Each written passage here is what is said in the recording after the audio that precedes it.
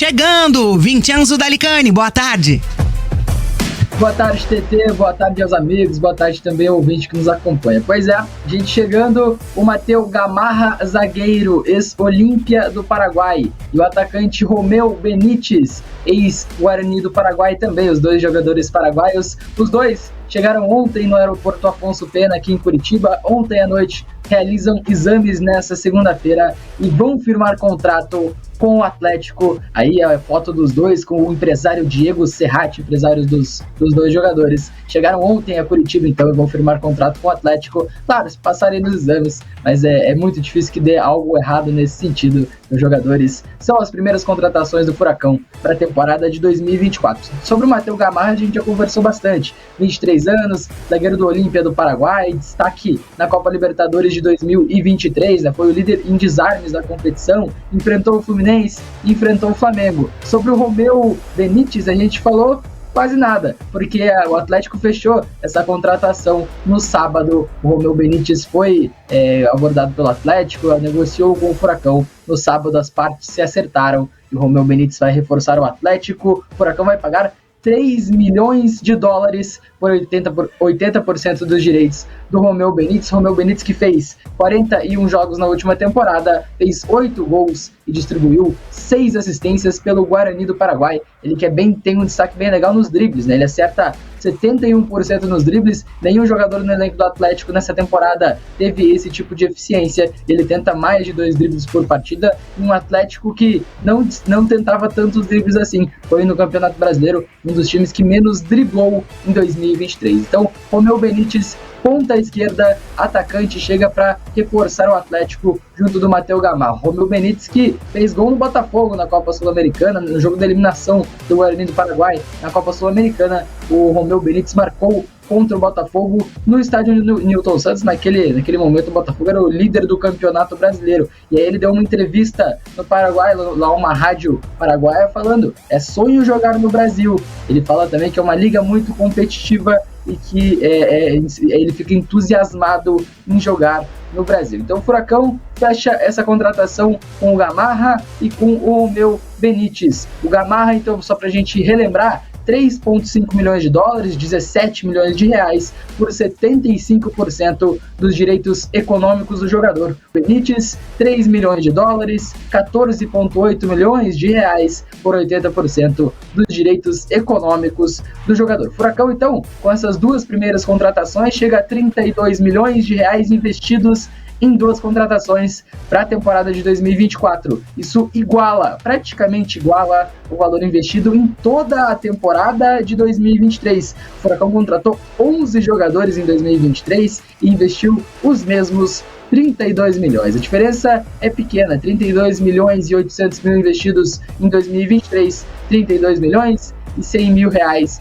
investidos em 2024, né? 2023, mas para 2024 até este momento. Então, fato importante. E aí, tanto o Matheus Gamarra quanto o Romeu Benítez entram na lista das 10 maiores compras da história do Atlético. O Matheus Gamarra ocupa a 3ª colocação, atrás do Vitor Roque e do Bruno Zapelli. O Vitor Roque chegou por 24 milhões e o Bruno Zapelli por pouco mais de 20 milhões de reais. O Matheus Gamarra, com 17 milhões de reais e 300 mil, chega para ocupar a 3ª colocação. O Canóbio é o 4º nesse ranking, com 15 milhões investidos, e aí na 5ª posição o Romeu Benítez, com 14 milhões e 800 mil reais também investidos. Então, 3ª e 5ª maiores contratações da história do Atlético, que ainda vive a expectativa de investir mais 10 milhões de reais, ou mais que isso, no Gonçalo Mastriani, atacante do América Mineiro. Daqui a pouquinho a gente fala um pouquinho mais sobre a situação encaminhada do Gonçalo Mastriani com o Atlético. O Furacão, que também vive a expectativa de anunciar seu treinador para a temporada, também é tema para daqui a pouco aqui no Bate Pronto. Volto com vocês por aí. E aí, reforços chegando, galera. Confirmados, só falta assinar. Do Gamarra nós falamos bastante aqui já, né, Dalk, na questão de ser um zagueiro que ele é bom no posicionamento, que ele é um zagueiro ainda jovem, potencial pra crescer, 23 anos e tudo mais, e que tem casca de Libertadores pelo Olímpia, né? O cara que vem jogando nas últimas 3 temporadas com o principal time paraguaio, né? Um time que deu muito trabalho para times brasileiros nos últimos anos. Inclusive, até viralizou ele provocando o Gabigol num jogo, o torcedor do Atlético. Nossa, então já vai chegar chegando, já gostei e tal, que ele fica cutucando o Gabigol cai uma vez, o Gabigol cai 2 vezes, em cerca de 1 minuto, assim, ele cutuca o Gabigol umas 6 vezes, e é tudo fora da bola, né, na malandragem e tudo mais, pra provocar o atacante do Flamengo. Então um cara que mostra ter personalidade também. O Romeu Benítez, a gente tava conversando fora do ar, eu não lembrava dele. Eu confesso que eu acompanho os jogos, principalmente de Libertadores e Sul-Americana, assisti algumas partidas do Guarani do Paraguai nos últimos anos e não lembro dele. Não tinha. Não foi um cara que me chamou a atenção vendo ao vivo, porque senão eu teria lembrado, como por exemplo é o caso do Gamarra. Mas, pelos vídeos, chama atenção. Ponta esquerda que o Atlético precisa. Um jogador veloz, um jogador de bom contra um jogador que consegue partir pra cima da esquerda pra dentro. Vamos ver se vai dar jogo, né? Se vai dar link com o Atlético e se de fato vai ser um cara que vai chegar pra vestir a camisa, que é a expectativa, né? O Matheus Benítez e o Romeu Gamarra entraram no top 5 de contratações mais caras do clube. São investimentos altos. E é de uma característica que o Atlético não tem hoje, que era a característica que o Vitinho tinha. Exatamente. Né? De drible mesmo, de fato. Porque eu não consigo identificar a característica do Canóbio. O Canóbio ele não arrasta, ele também não dribla.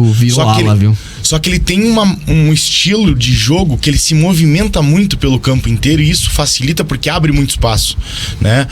O marcador que tá com ele ali muitas vezes fica perdido na movimentação do Canóbio. Sim. Né? Então ele não é um jogador que arrasta a marcação e puxa pra linha de fundo para fazer cruzamento. Ele não é um jogador que vai para cima no drible. Né? Ele é um jogador muito mais de aproximação, ele é um jogador de toque de bola e obviamente de intensidade.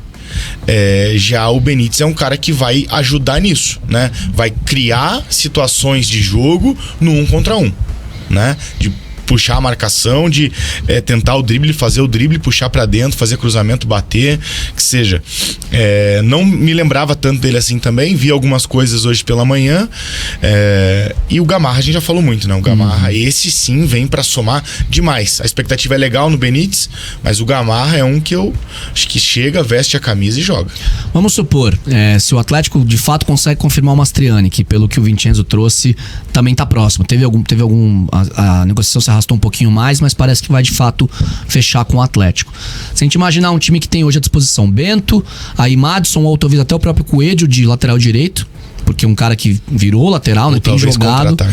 Não, tudo bem, tô falando com o que tem à disposição hoje. Sim. Aí você coloca, sei lá, Kaká ou Thiago Heleno, Matheus Gamarra e Esquivel, Fernandinho, Eric, Vitor Bueno, sem o Zapelli, com Benítez, Canóbio e Mastriani.